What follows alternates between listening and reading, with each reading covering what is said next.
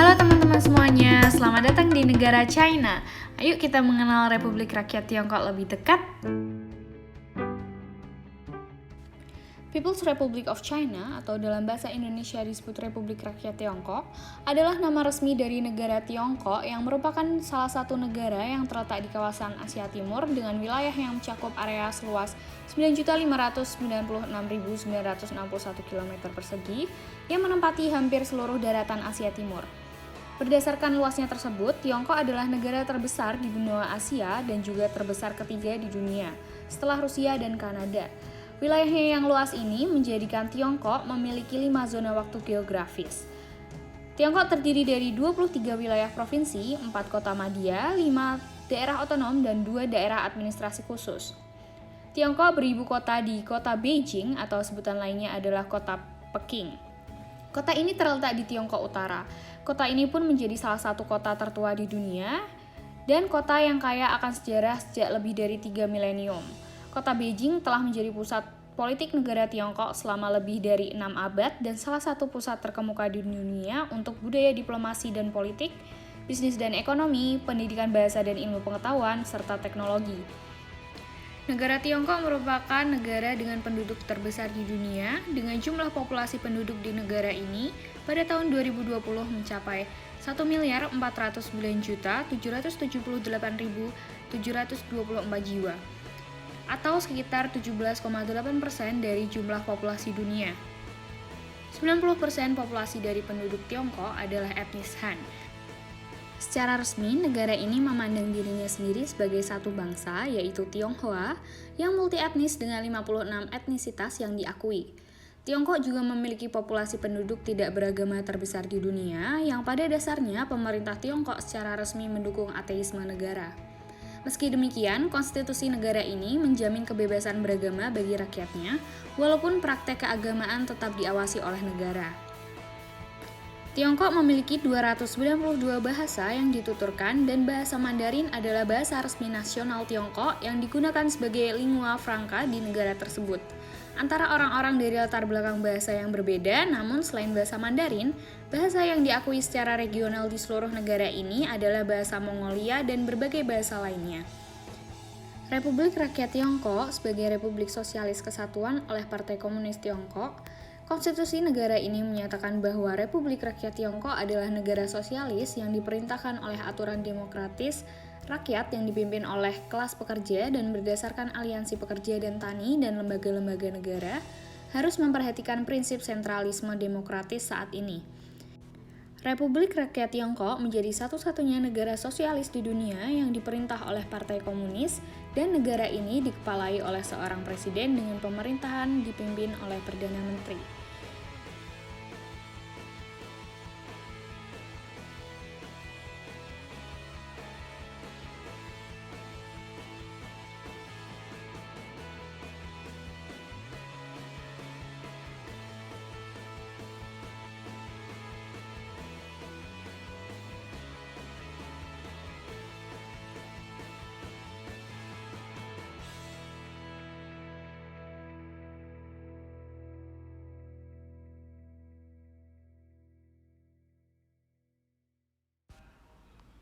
Budaya kerja yang brutal sampai saat ini masih beredar di Cina, yaitu dengan sebutan 996. Istilah ini diambil dari karyawan bekerja dari jam 9 pagi sampai jam 9 malam dalam kurun waktu 6 hari seminggu tanpa adanya uang lembur. Sistem seperti ini biasanya terdapat di sektor teknologi dari perusahaan layanan online sampai perdagangan elektronik.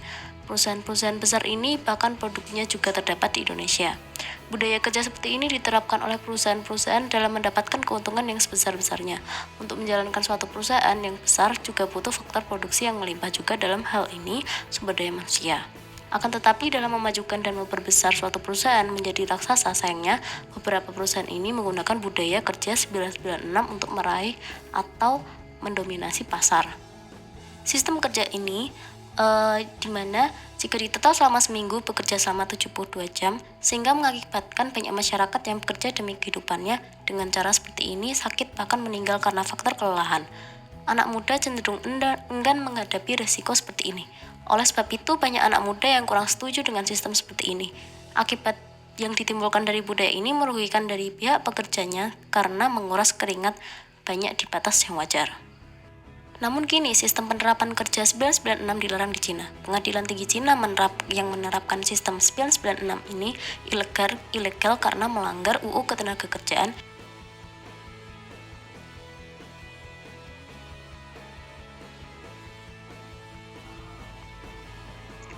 Akulturasi budaya sudah merupakan hal yang lumrah. Akulturasi Tionghoa dan budaya Nusantara misalnya. Nah, kali ini kita akan mengulas sejumlah kebudayaan Tionghoa yang akhirnya membudaya di Indonesia. Apa saja? Simak ulasan berikut. Yang pertama, baju koko. Baju koko berasal dari baju masyarakat Cina bernama tuikim. Baju tuikim adalah baju yang memiliki bukaan di tengah dengan 5 kancing yang umumnya dipadukan dengan celana komprang atau longgar. Di kalangan warga Betawi, tuikim juga dipakai dan dikenal dengan baju tikim. Hingga awal abad ke-20, pria Tionghoa di Indonesia masih menggunakan kostum tuikim dan celana komprang untuk sehari-hari. Dulu yang memakai tuikim tersebut adalah engkoh-engkoh, sebutan umum bagi lelaki Tionghoa. Maka baju itu pun disebut baju engkoh-engkoh. Bila dieja dengan bahasa Indonesia menjadi baju koko. Setelan baju koko yang digunakan orang Betawi seolah menjadi trademark kaum pria Betawi dan umat Islam. Beduk. Dalam kaitannya dengan Islam, beduk pertama kali digunakan oleh Raja Semarang ketika Cheng Ho dan bala pasukannya berkunjung ke Jawa sebagai utusan dari Maharaja Ming. Ketika datang, kala itu Cheng Ho menunjukkan penggunaan beduk sebagai tanda baris berbaris dari tentara yang mengiringinya. Dan konon waktu akan pergi dan memberikan hadiah, Raja dari Semarang mengatakan hanya ingin mendengar suara beduk di masjid. Dan mulai saat itu, beduk menjadi bagian dari masjid. Petasan. Tradisi membakar petasan di Cina memang telah mulai sejak pemerintahan dinasti Han pada 200 sebelum Masehi. Hal ini berhubungan dengan makhluk gunung bernama Nian. Setiap perayaan tahun baru, makhluk ini selalu muncul untuk mengganggu dan hendak memakan manusia. Untuk mengusirnya, masyarakat lalu membuat suara ledakan dari bambu, yang mereka sebut baozu.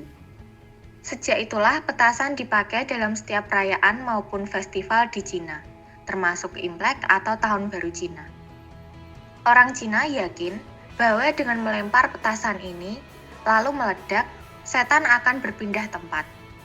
Kepercayaan ini tetap dibawa oleh mereka saat datang ke Batavia. Penduduk Betawi mulai tertarik dengan tradisi ini. Mereka pun ikut-ikutan membakar petasan. Bedanya, orang Betawi membakar petasan tidak untuk mengusir setan. Kosakata. Sejak zaman dahulu, orang Betawi dan Cina telah bersosialisasi, baik sebagai kawan, kolega bisnis, maupun hubungan pekerja dan atasan.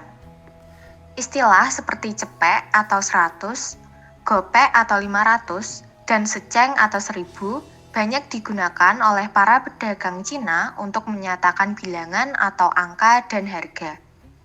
Selain itu ada kata wu yang diucapkan menjadi gue atau saya dan lu atau kamu. Kosakata-kosakata tersebut menjadi lazim bagi orang Indonesia, bahkan menjadi bahasa gaul atau bahasa slang. Gambang Kromong. Gambang Kromong merupakan orkes tradisional Betawi yang di dalamnya banyak dipengaruhi kebudayaan Cina. Awalnya Gambang Kromong muncul dan populer di kalangan masyarakat peranakan Cina dan Betawi yang berada di Batavia, atau biasa disebut dengan Cina Benteng. Orang-orang Tionghoa pada masa itu senang mendengarkan gamelan dan mencoba memainkannya. Akan tetapi di Batavia permainan gamelan kurang halus, sehingga orang Tionghoa pun lebih suka orkes Yang Kim Rupanya eksperimen ini berhasil membuat gembira para pendengarnya. Maka sejak saat itulah orkes Gambang Kromong mulai dikenal. Dari Batavia, Gambang Kromong akhirnya menyebar ke seluruh penjuru kota. Mungkin sampai sini dulu penjelasan kami mengenai negara China atau Republik Rakyat Tiongkok. See you on the next video. Jangan lupa like, comment, and subscribe. Bye-bye.